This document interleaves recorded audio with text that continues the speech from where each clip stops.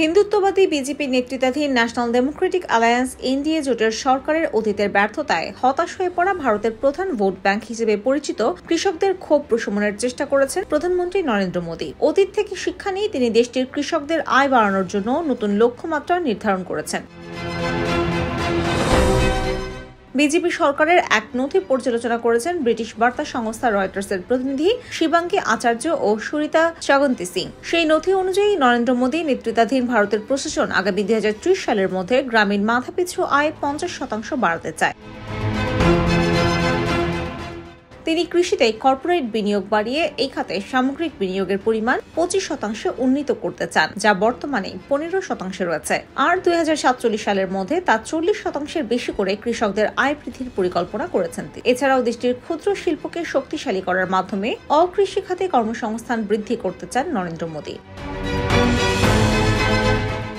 দেশটির এই প্রধানমন্ত্রী তার প্রথম মেয়াদে 2016 সালে দেওয়া প্রতিশ্রুতিতে বলেছিলেন কৃষকদের আয় 2022 সালের মধ্যে দ্বিগুণ করবেন তিনি, কিন্তু তার সেই প্রতিশ্রুতি ব্যর্থ হওয়ায় কৃষকদের মাঝে ব্যাপক ক্ষোভ তৈরি হয়েছে। চলতি মেয়াদের বিভিন্ন সময় দেশটির বিভিন্ন প্রান্তে কৃষক আন্দোলন ব্যাপক বেকায়দায় ফেলে দিয়েছিল নরেন্দ্র মোদীর সরকারকে, যে কারণে নতুন লক্ষ্যমাত্রাকে তুলনামূলক কম উচ্চাভিলাষী হিসেবে নেওয়া হলেও তৃণমূল পর্যায়ে তা নিয়ে জনগণের মাঝে সন্দেহ রয়েছে। এই খাতে কর্পোরেট বিনিয়োগ বাড়ানোর জন্য বিজেপির সরকারের কৃষি আইন ফিরিয়ে আনার পরিকল্পনা আছে কিনা তার নথিতে দেখা যায়নি। তবে মোদী দেশ থেকে গম, চাল এবং পেঁয়াজের রপ্তানি নিষিদ্ধ করেছিলেন। দেশীয় বাজারে মুদ্রাস্ফীতি ও দাম বৃদ্ধি পাওয়ায় রপ্তানিতে নিষেধাজ্ঞা দেওয়া হয়, যা কৃষকদের আয়ে আঘাত হানে।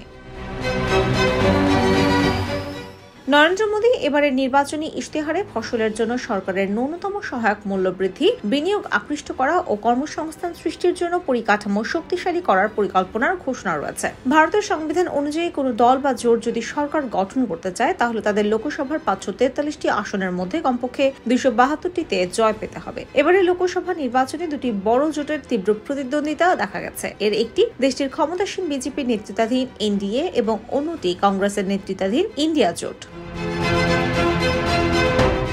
প্রধানমন্ত্রী নরেন্দ্র মোদীর এনডিএ জোট টানা তৃতীয় মেয়াদে ক্ষমতায় আসতে মরিয়া হয়ে উঠেছে। অন্যদিকে কংগ্রেস নেতৃত্বাধীন ইন্ডিয়া জোটও নির্বাচনে বিশাল জয়ের ব্যাপারে আশা প্রকাশ করেছে। ভোটফেরত জরিপের ফলাফল বাস্তবে প্রমাণিত হলে টানা তৃতীয়বারের মতো ক্ষমতায় আসছেন নরেন্দ্র মোদী।